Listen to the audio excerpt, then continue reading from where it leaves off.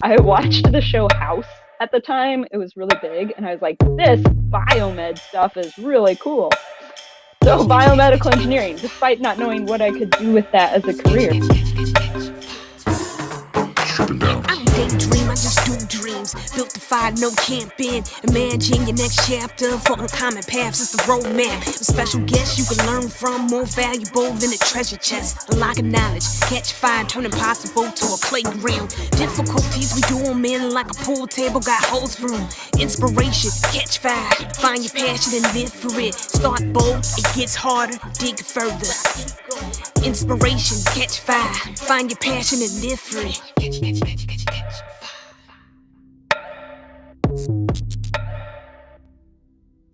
Well, thanks for joining us on this episode of Catch Fire. We have a friend tonight. Her name is Becky Gandillon. She hails from St. Louis as well, but I've gotten to work with Becky a little bit, and I think you're in for a real treat. There are a growing number of women in technology, and we need many, many more. And so as we're trying on Catch Fire show to show non-traditional career paths, we also want to paint the picture of all the options out there and all the things that people can do, and then the creative ways that people can use their creative energy to do that. And so we couldn't think of any better person to talk about this than Becky. So Becky's going to join us now. Hey, Becky. Hi, Simon. Thank you for talking to me. Thanks for talking to us. Man, it's great. Yeah. So I assume we might find you like in a home office, or? Yeah. So this is my lovely basement with a drop ceiling and fluorescent lighting where I get to spend 8 hours of every day. And maybe you didn't spend as much time there before pandemic? Right. Yeah. So more used to being on client sites, as in the world of consulting we tend to do. But have made some lovely changes, like a curtain behind me. Wow. So that people can't see my sewing closet. Because I am non-traditional, right? I am a woman in the tech space, but a sewing closet in the background of my desk was a little too on point. Okay. So we're going to make it a little more professional there, right? Well, but working from home is great though, because I have 2 small kids. I get to see them when they wake up. I get to eat lunch with them. I have no commute. So I will trade the somewhat less than ideal office for that any day. I know our kids aren't the same age, but I made the mistake of helping my toddler understand that when he has messy hands, it's not the best thing for him to just touch my clothes. And now it's a game to him. So it's like, I don't know if you do this, but I come back sometimes to meetings and I look on camera and I have macaroni and cheese because he's like, bah, or something. Yep. So, I wore a white shirt one day this week and went up and ate lunch with my kids and they gave me hugs. And I was like, oh gosh, got to change that. Oh, well, lesson learned. Oh man. So I think, we're Catch Fire show. Part of our deal is to talk about non-traditional career paths, but I think part of the non-traditional part, right, is that you were breaking out of this very specific framework of by who you serve, how you serve, and what you need to serve. And so even something like a doctor, right? Like I know at one of the places that we worked together, we had a doctor serving as a consultant. And so the doctor, for example, was probably in a non-traditional career path, and they were using their MD and all their experience to help organizations and companies serve their employees and be more healthy.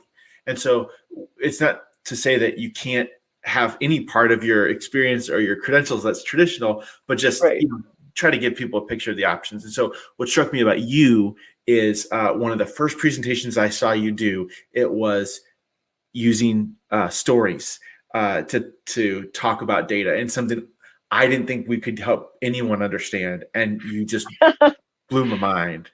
So have you always told stories like this, or? Yeah. So this is what I love, right? So my education, more traditional. I went to the stereotypical paid too much for it university and got my degrees, which are hanging on the wall. But at the same time, I love Disney, right? This is a big part of my personality, which is a totally ridiculous part of my personality. If I turn my camera around, my desk looks like an animator's desk. There's tons of Mickey Mouses and, animation on it. And I grew up on that stuff.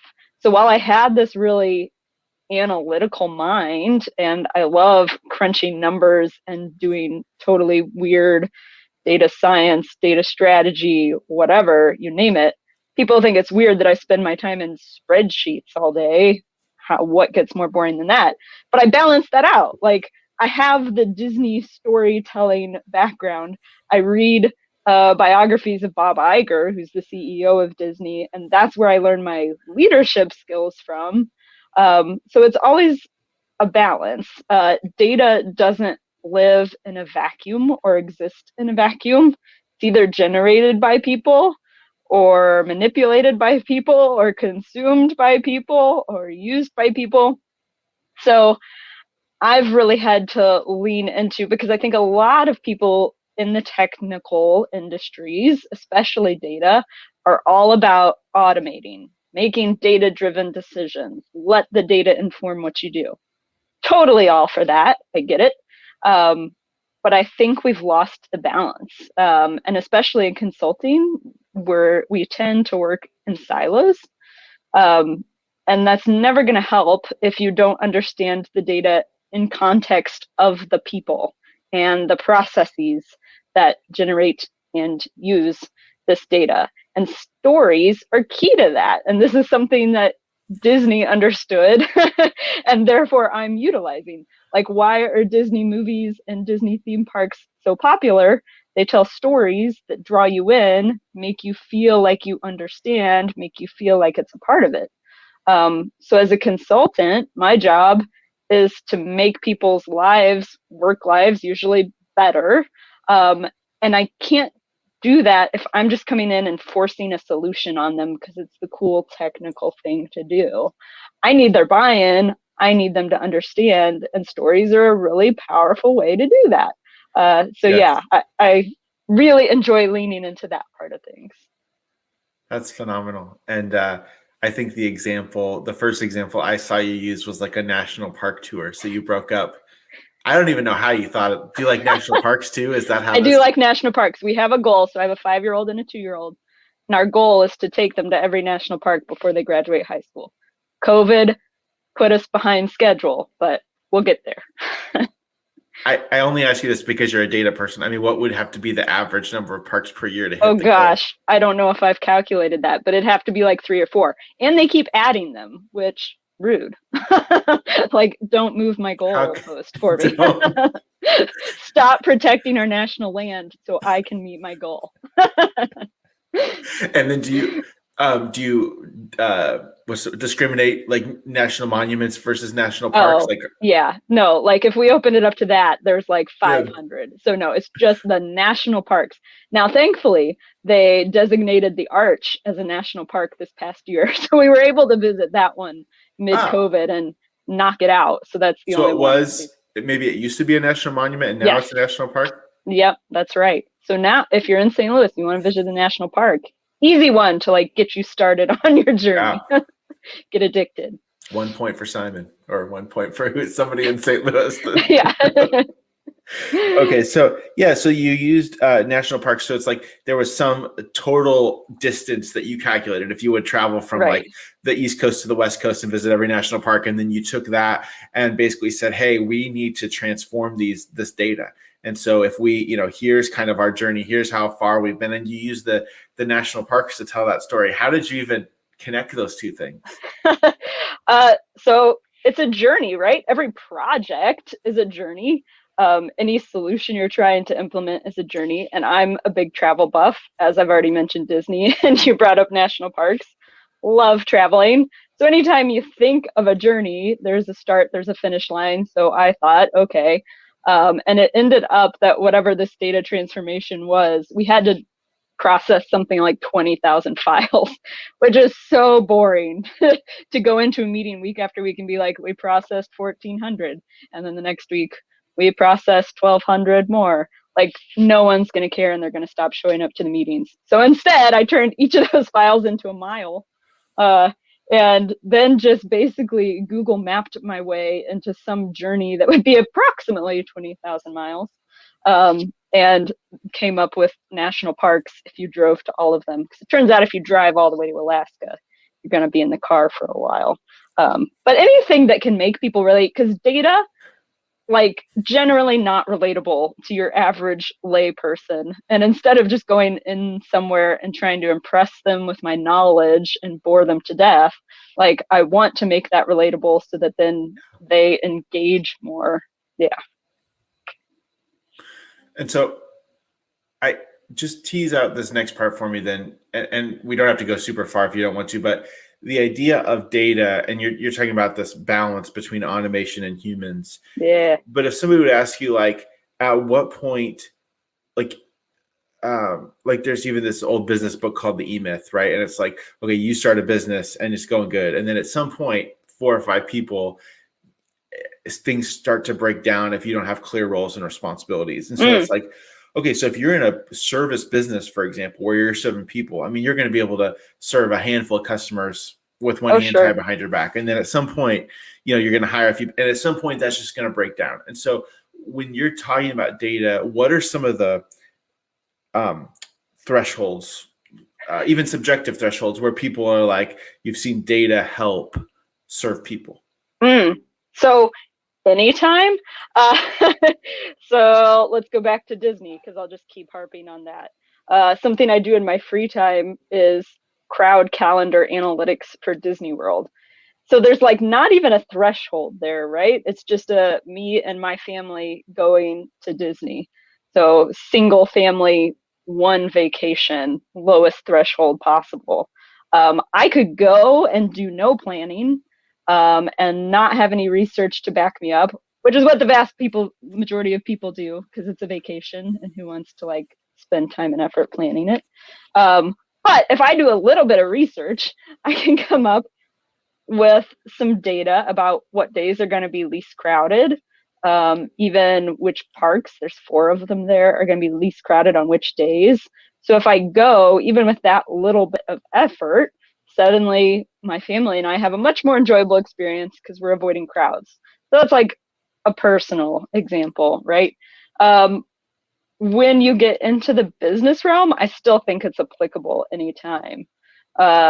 Everyone has data and can utilize it to their advantage. It's just whether you're capturing it and whether you can get it into digestible format. So in businesses, you don't have to, people talk about big data a lot. And I feel like a lot of companies now are just focused on the big data, and we can't do anything worthwhile with our data until it's big data. My counter argument is that little data is just as powerful. I actually wrote an article about this recently, but my friends and I did this LaCroix tasting tournament, which is ridiculous, like such a silly millennial thing to do. And I don't like bubbly water personally, like give me sugar or give me death. So we did this tasting tournament, and it was 16 flavors of LaCroix, and we put them in a bracket and tasted them to see which one tasted best. And there were something like 12 or 15 of us that participated, tiny numbers. And I analyzed the data, and there were like so many things you could determine from this. Again, personal example. But if LaCroix did something like that, or a startup bubbly water company did something like that, the value we got out of it was huge. It gave us other questions we could answer. So not only did we know which flavor was the most popular or unpopular, we figured out which ones were the most controversial. And so if you think about a company doing that, like minimal investment to get 15 people to taste your water, and suddenly they could start trying to figure out, well, why are sales of this one bad? And does the general population thinks it's good or bad, or is it controversial? And should we lean into that? And what does our marketing need to be? It gets you further down the path. Data doesn't have to answer every question. It just has to help you ask the right questions. Which might go back to that whole academia, like qualitative versus quantitative. I mean, yeah. We don't have time to go down that road. I just like polarizing things. But good. So let's rewind in your life a little bit. So if you do too much with, if you do more than look at a spreadsheet, let's say this, if the moment you start to look for patterns or do too much, you get into math. Yeah. And I don't know about you. You probably have a totally different perspective on math than I do. But like I love geometry. You know, calculus. I would rather stick a needle through my eye. So, so talk about like, you know, what was your progression to not only fall in love with storytelling, but to fall in love with maybe math and data? Math. I fell in love with math when I was 1 year old. No, but I will say this. Both of my parents are accountants. And so there are pictures of me as like in diapers. I should have brought one to this and we could like put it up on the screen. Like doing old school like charts of papers with a calculator and a pencil on my dad's lap because he was doing someone's taxes. Like so silly. And obviously I did not fall in love with it then, but I think I was a little bit predestined. So I was the nerdy kid in many ways. Do not want to relive those years, but I did math competitions, like state math competitions in middle school and high school. Way embarrassing. So I loved math. I was on that path. I did figure out I was not good at sharing that love for math, or so this is like before my storytelling era, way back when. And so in high school, my parents tried to get me to teach my sister and help her out with some of her calculus homework, and I couldn't do it. I knew one way to solve the problem, and I loved that way because I could do it and I could solve the problems. And when it didn't click with her, I couldn't teach her and I couldn't communicate to her. And so that sort of starts spinning up the why the people and the communication is important. So then the love for math carried through. I majored in biomedical engineering in college because I liked math, but I wanted a practical application of math. And so even if you like Google practical application of math, you probably come up with something like engineering. Problem solving's fun. And I watched the show House at the time. It was really big. And I was like, this biomed stuff is really cool. So biomedical engineering, despite not knowing what I could do with that as a career. I can't believe House was the way that you stumbled upon. Like, seriously? Oh, yeah. That show's like the bomb. Exactly. Loved that show. Man, I miss it. But I was like, I could solve cool like medical mysteries. What I really wanted to do was design prosthetic facial components. So like prosthetic ears or noses or stuff. Obviously, I'm not doing that today. And now that I think back on that, I'm like, it's kind of gross.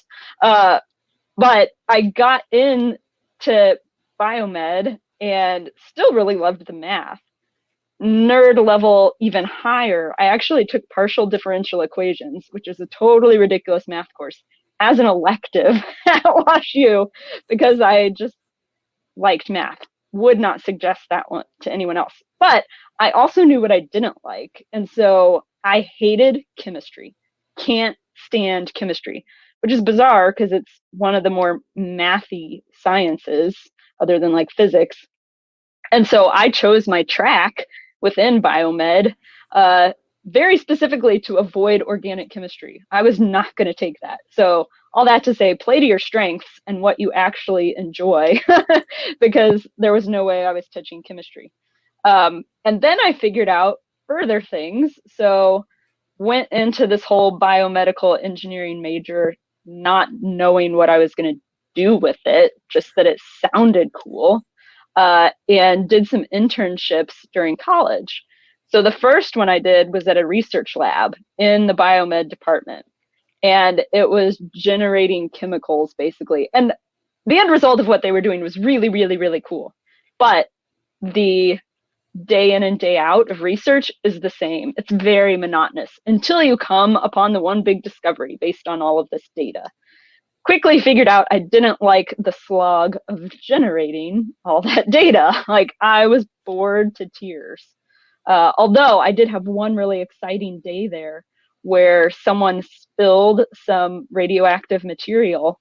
It was right before July 4th. And so we all got sent home. And that weekend I was out on the river July 4th and I got some spider bites. And I was like, sweet, I'm becoming Spider-Woman because radioactive material plus spiders equals Or Spider-Man. equals one thing, yes. But it didn't happen. So now I'm disappointed. Anyway, figured out research sucked. Another summer, I had an internship at Centene. And all I did for them was analytics. And they had this new program called Start Smart for Your Baby. And they needed someone to analyze sort of clinical outcomes of babies to prove that women enrolling in this program was better for the baby and then ultimately saved Centene money, right? And I loved it. And I sort of lucked into that internship. And I was like, well, this is cool. Really like crunching these numbers.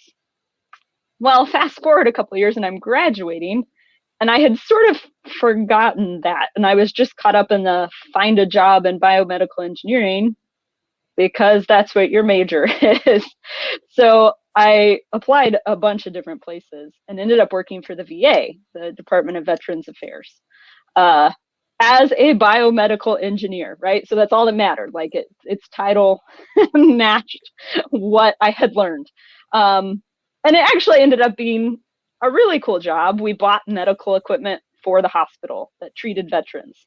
I could talk to you for a whole hour about how cool the VA is. I won't do that. That's not what we're here to do. But I really believe in what they do. Yeah. So I was doing that. I was buying medical equipment. It didn't really match my passion. Happened into, in the course of that, it was a really cool program. What I was hired into is technically an internship. It was a full-time paid gig. If there's anyone out there sort of graduating high school or college, highly recommend looking at, I think it's called technical career field internships. The VA still has them. In addition to your full-time salary, you got assigned a full-time mentor and you got training money on top of your salary because they knew that you, no matter what you learned in college, you're never fully prepared for your first job. There's more things you're going to have to learn. So I had this training money, and my boss was like, we're buying these infusion pumps for our region. And I just really wish there was data that told us which ones are best. Like, I know what the company is going to tell me. I know what the doctors and nurses are going to say, but there's got to be data somewhere about how they actually function and how reliable they are. And I was like, I've seen this data. Like, there's a central data warehouse for the VA, and we put all our work orders in there. Like, surely someone can access this. So I used my training money to take some SQL, which is a coding language, classes at UMSL, just a couple of days spread out over a couple months. And it was really cheap, by the way. Also recommend that program. And I pulled it. And the results were outstanding. Like, there was one infusion pump manufacturer that was leagues better than any of the rest. And so I published that and what we had discovered. And suddenly everyone was like, oh my gosh, can you analyze more things? And so then this snowballed to like where I currently am, because I figured out that that's what I like doing. I enjoyed making data-driven decisions. I didn't enjoy generating the data to make those decisions, but I enjoyed most pulling the data to help other people make those data-driven decisions. So I found my spot after a meandering path for sure over many years. That's great. So I even noticed in that, I mean, obviously we're dealing with a field like biomedical engineering and like, you know, data science. I mean, these are fields that people would perceivably, you know, be interested in, or I don't know if data science could be considered a traditional field because it hasn't been around too long, Yeah. but you even iterated in here. So sometimes on this show, we talk about who you serve, how you serve, what you need to serve. So the idea that you're targeted towards serving a constituency or people, and then there's a way that you do that, and then you might need some skills and training and credentials to do that. So maybe could you start with like what you're doing now? Like how do you feel like who are you serving? How do you do that? Yeah, I'm really excited about where I am now. So I'm in a consulting company. It's called Centric, and I just started there 6 months ago now. It feels like a lot shorter than that. That's a whole other topic, starting in a company in a pandemic when you haven't met anyone in person. But the cool thing about my role, I really enjoy problem solving to benefit people, right? I know that I'm a weird person because I really enjoy math and spreadsheets. Not everyone does. So that's something I can bring to the table specifically to help out the people that I am doing that for. Like, I don't enjoy crunching numbers for the sake of crunching numbers. Again, with the silos, I enjoy seeing the impact that that has. So the closer I am to sort of the end customer or human that benefits from whatever numbers are crunched, the better for me. So like if I can crunch Disney crowd numbers and send them off to my close friend who then goes with her family and has an awesome time, ideal, even if that's not part of my career. If I solve a problem for a client that then helps them take better care of patients in a hospital setting, or makes the user experience much smoother for someone that's buying something on their website for their kid, awesome. So I get to have that part of things, which is very stereotypical of consultants, is helping people solving problems. But on top of that, I get to sort of lead our data and analytics practice within my business unit. And this is just starting up, but I am super passionate about helping other people find their niche, find what they're good at, find what they enjoy, and then enabling them to go solve problems, right? I'm one person. I can solve a finite number of problems.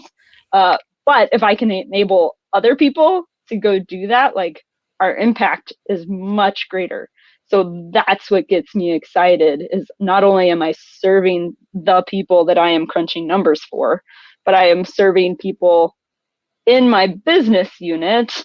And not only can I make their lives good and enjoyable in the work sense, but I can enable them to go and solve further problems, and then they get more enjoyment out of what they do too. So that's what gets me happy about what I do. So I want to talk about connecting some of these dots, because this is a way too quick history and juxtaposition of this, right? But like written language was almost started to track like people sharing crops, or like, I'm going to trade you this for this. Yep. And so it's like you're saying you're super close to who you're serving or what the thing is. It's like you're right there. There's no abstraction. Right. And then you zoom ahead to, current day, and the things that are the most famous occupations: NBA star, influencer on Instagram, right? I mean, these things, it's like, but if you look at those careers, there's many layers of abstraction between the person doing the thing and how the money is generated and stuff like that. Oh, absolutely. Yeah. And so I guess what is interesting to me is that you understood the field and the context that you're in, or the context that you could be in based on your credentials or opportunities you had. And then you're trying to connect these dots of like, okay, how close can I get to the person that would use this? And talk about, I mean, how did you even start to think about tracking that down? I don't know. I just figured out what made me happiest. So at my time in the VA, so even going back to research in college, like really far away from any benefit to an actual human.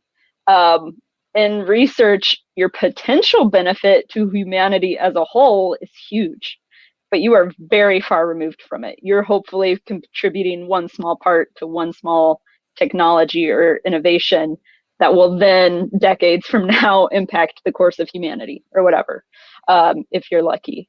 So figured out that I didn't enjoy that. At the VA, if I was purchasing a piece of medical equipment, I could buy a CT scanner and oversee it being installed, and then eventually could walk down the hall one day and see a veteran actually using it and having better medical care because of it. But I didn't have any personal relationships with those veterans, or it was hard to do that. So a little further removed. If instead I did some analytics on mortality and figured out maybe where we were struggling clinically, or where there was some room for improvement, or compared how we were doing to private hospitals with whatever data was available, suddenly I could more immediately see like those numbers are the humans. And if I present them to a doctor, that doctor is then immediately or not going to make a change in the way they care. And that's going to directly affect a patient, like then that next day. I'm oversimplifying. That's when I started falling in love with it. And so then even in my first consulting job, the projects that I liked was where I was embedded in a team that was doing the actual stuff. And even better, was when that team saw the value of actually listening to their direct customers. And those are the most successful projects too, by the way. You're not making decisions in a vacuum. You're actually listening to the end customer that's going to benefit from whatever you're doing. And so I sought out those projects. Like, I need to be there in the room with you or on a video call, and seeing how you're benefiting. And maybe that's like selfish of me because I can see that immediate impact. But it gives me so much joy and I feel more purpose when I can see that immediate, like when people see us progressing on our national parks trip and their eyes like widen a little bit. They're like, oh, or if I present some totally weird, like another example from our time together at our previous company, I presented basically a totally different data architecture, which is way boring to a company, and they weren't asking for it. Like, they wanted some cool, sexy software. And I was like, well, actually, your problem's in your architecture. Like, no one's going to be like, oh yeah, our architecture, let's get some new servers. Again, oversimplifying.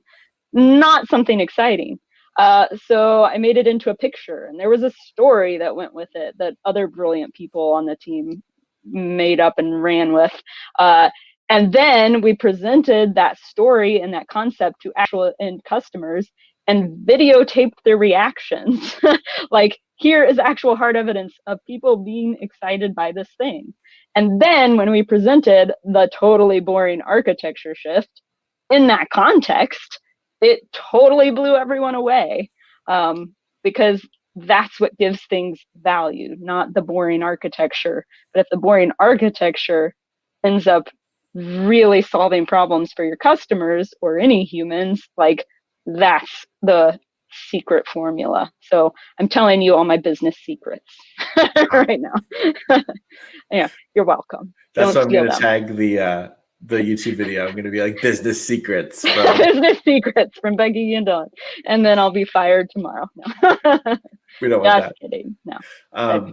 So I think just to kind of take this practical, somebody is graduating from high school or trying to find their way. And I mean, we could use big words like commoditize or, hey, this is becoming a commodity or such and such, but it's like, if you just are really practical, or even you're thinking about your kids when they're getting old enough for school, like when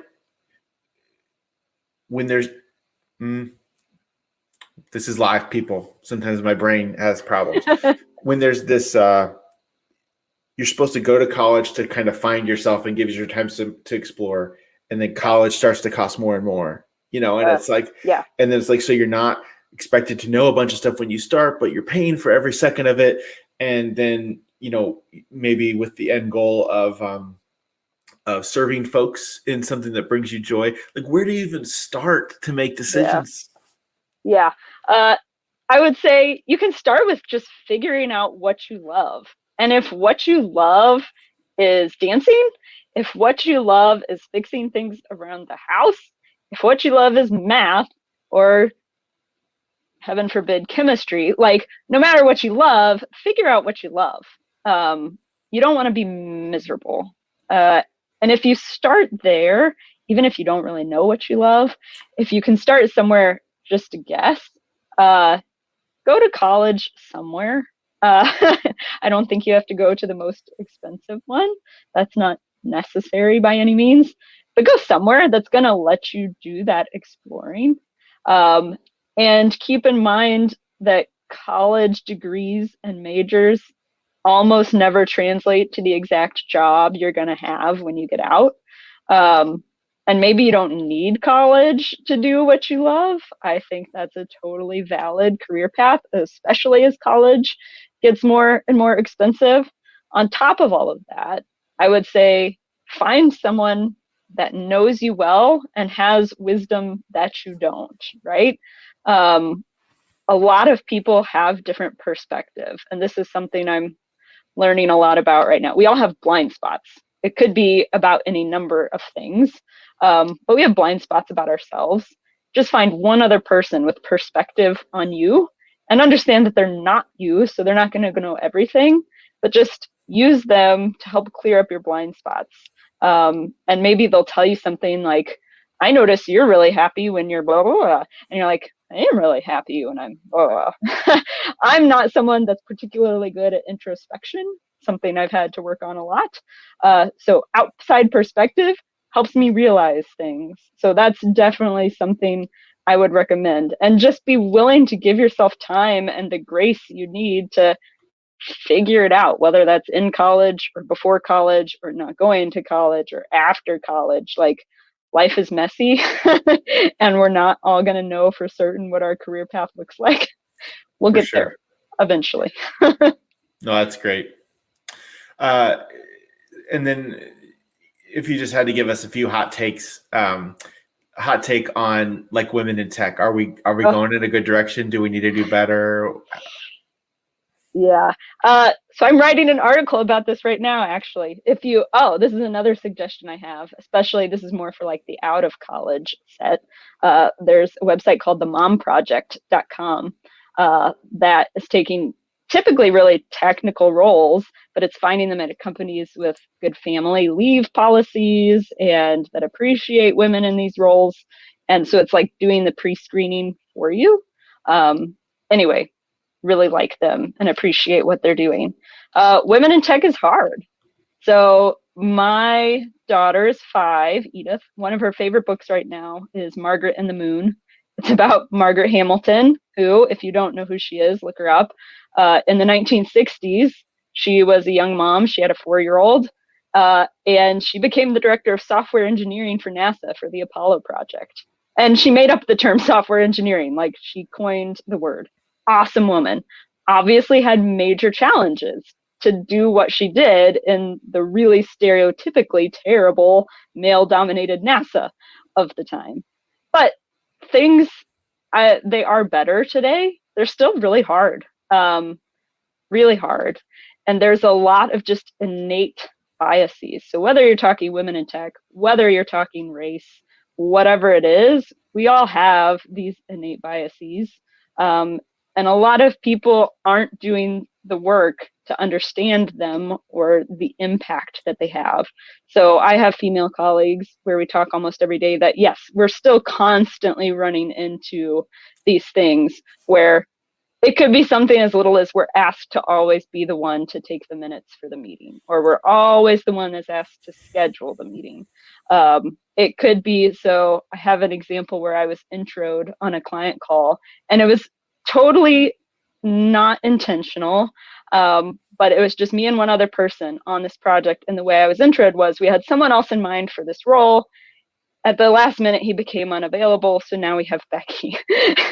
And the client immediately responded, oh, well, I'm sure she's not as second rate as you make her out to be. And like the motivation, I had a conversation about this. We've cleared the air. It's fine.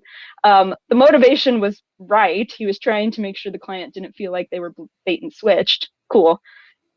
But like that immediately sets me up as like this, we had this guy in mind and now you've got this girl, right? Just because that's what I've been butting up against my whole career. So it's still there. Progress is being made, but we can always push for better and push for more change. And so I always encourage everyone to do that, even in like, everyone has a sphere of influence. Yours could be a whole company, or it could be your team, or it could be your family. But everyone has that place that they can influence. And so at the very least, I can influence my daughters or my practice within my business unit or whatever, and make life better for the women there or the people of color there, and move on, not get intimidated by changing the whole world or the whole industry. Yes. Well, man, this is really, really helpful to me, and I'm sure other people will be helped by it too. Are there any secret websites you're aware of where we can get the Disney park hacks, or is that something that you kind of have to? Oh, no, it's touringplans.com, touring, TOURING plans.com. Go there, but it costs money. So if you know me, just email me. Okay. I'll get you the details. Well, thanks for joining us today, Becky. Yeah. It was great. Yeah, I really enjoyed it. Thank you for having me, Yeah. Simon. Well, thanks for joining us on the Catch Fire Show. We're really excited to keep coming to you, and we're going to keep coming live. So feel free to tune in again next week, and we'll look forward to seeing you soon. Strip it down.